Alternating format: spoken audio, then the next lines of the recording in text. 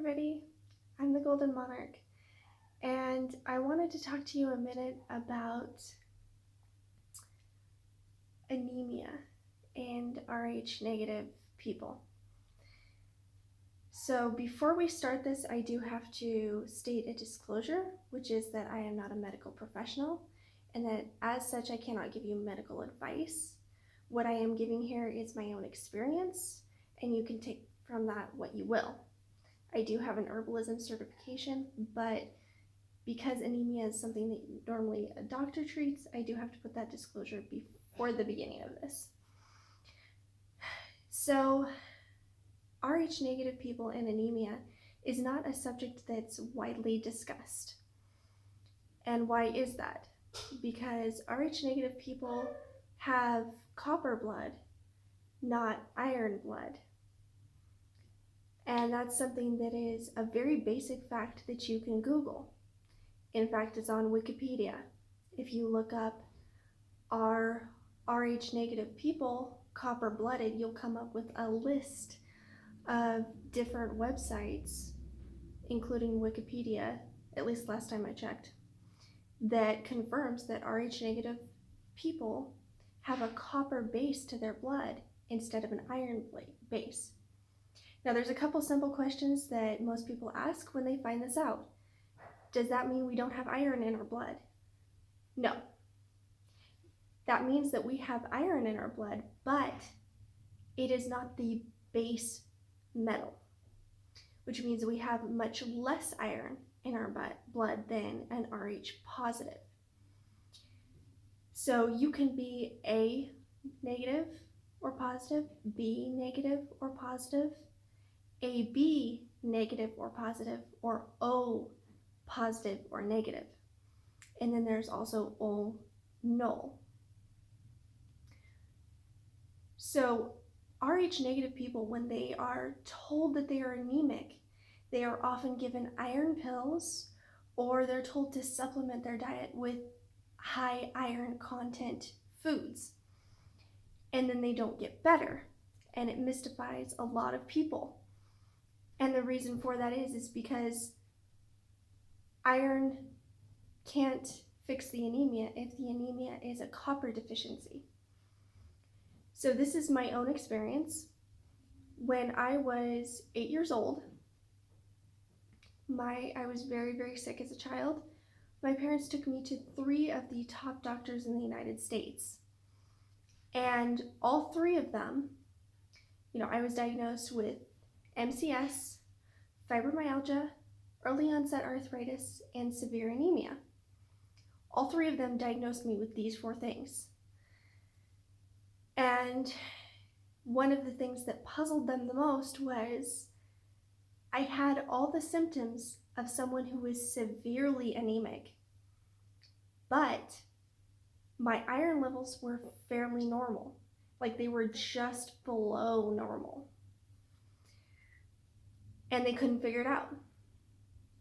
I even went to see doctors when I was 14 and 15, and the tests were the same.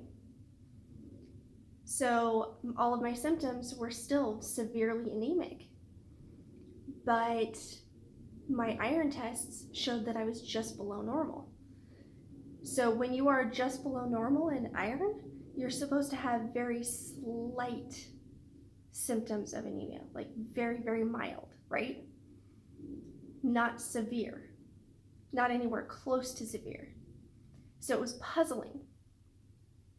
And it wasn't until 2 years ago, when I did a lot of research on blood, where I found out that Rh negative people are actually copper blooded, like that's our base metal.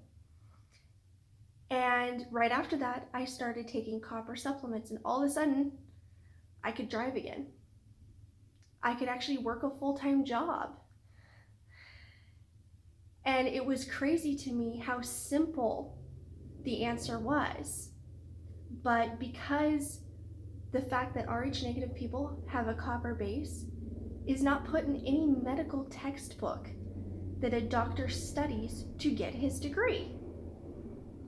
So it's not something that most Western medical doctors are going to be highly aware of, which is why nobody could figure it out for me for my entire life. So after I discovered this, then I started thinking, well, okay, now that I know the problem and I know what needs to be done to fix it, the question is what is the best way of going about fixing it? And after a lot of research, I came up with copper colloidal.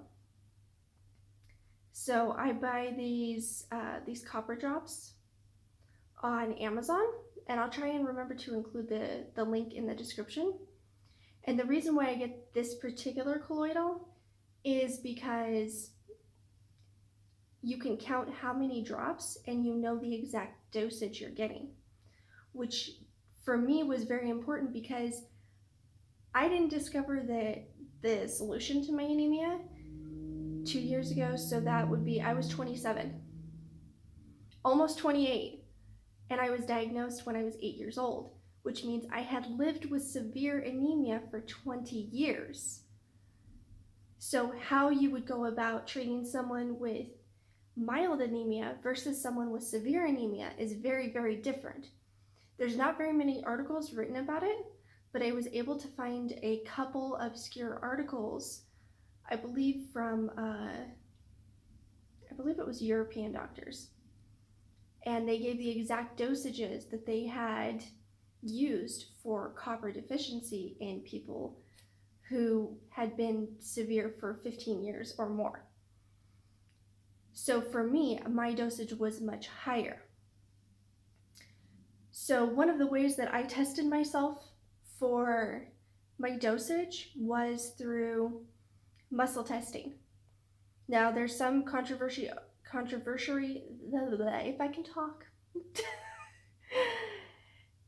There's been some controversy over the effectiveness of muscle testing. However, I found it to be very precise for me. So what I do to test myself is I put the product that I'm testing in my aura circle. Like I'll put it either in my lap or I'll hold it like in between my fingers if it's something small. And then I take, and I learned this from a woman here on YouTube. You can take your fingers like this and go like this. And if the circle breaks, it's not good for you. If the circle doesn't break, it's good for you. Now, if you're having somebody else test you, which is the most accurate way to do it, you're going to hold out your hand like this, make a fist, and they're going to try and break it. Now, it's very important that the hand that you hold out is your dominant hand. In other words, if you're left-handed, you need to hold out your left hand, right?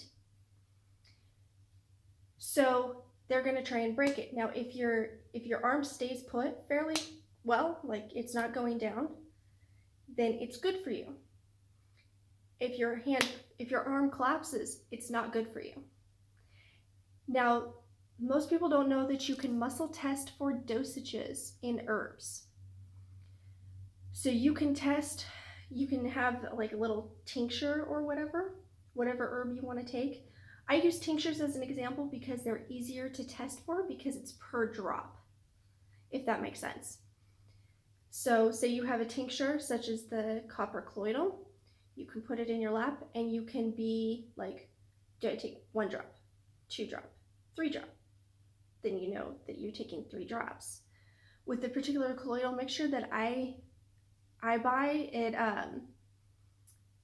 it comes in 2 milligrams for every 4 drops. So I can actually be like, do I take 2 milligrams, 4 milligrams, 6 milligrams, 10 milligrams?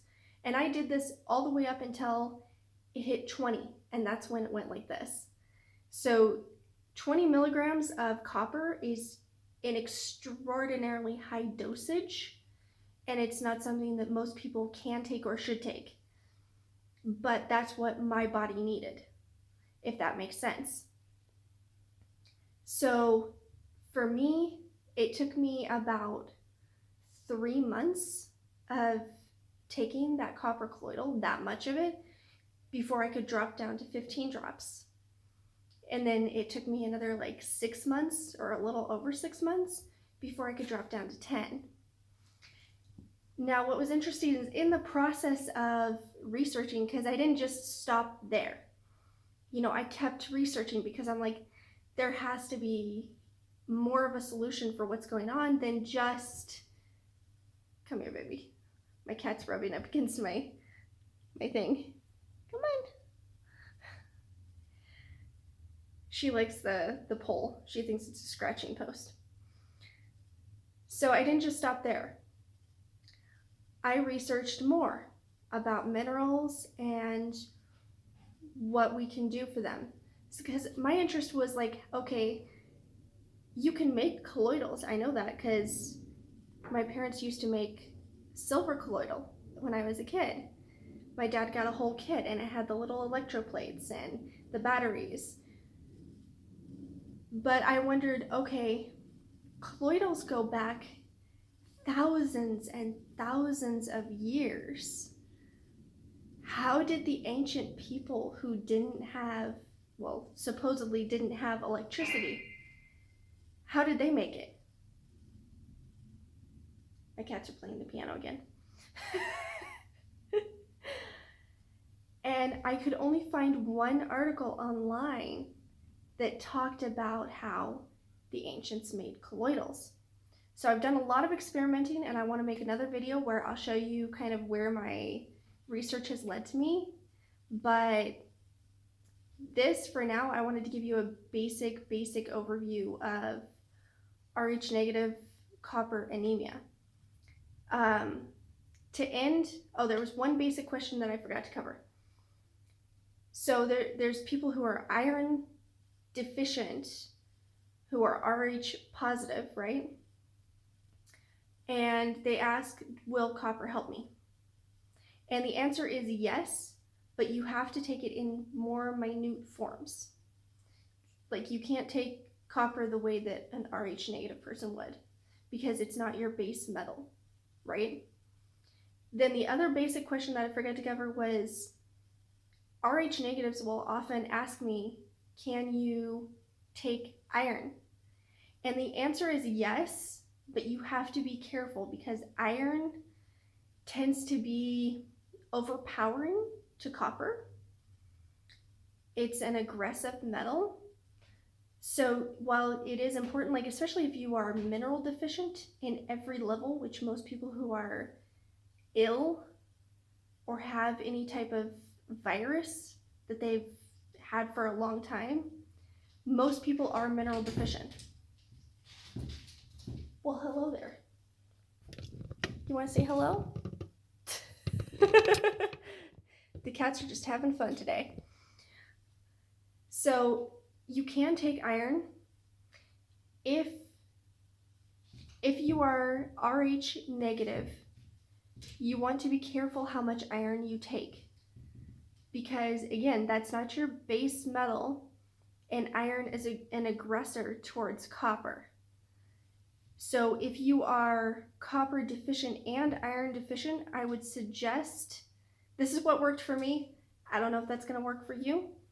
Like I said, do the testing, but my personal gut on that would be to adjust your copper. Make sure that your copper levels are best or better before you try fixing your iron levels. Got it? All right. So that's kind of my experience with copper and anemia and being Rh negative.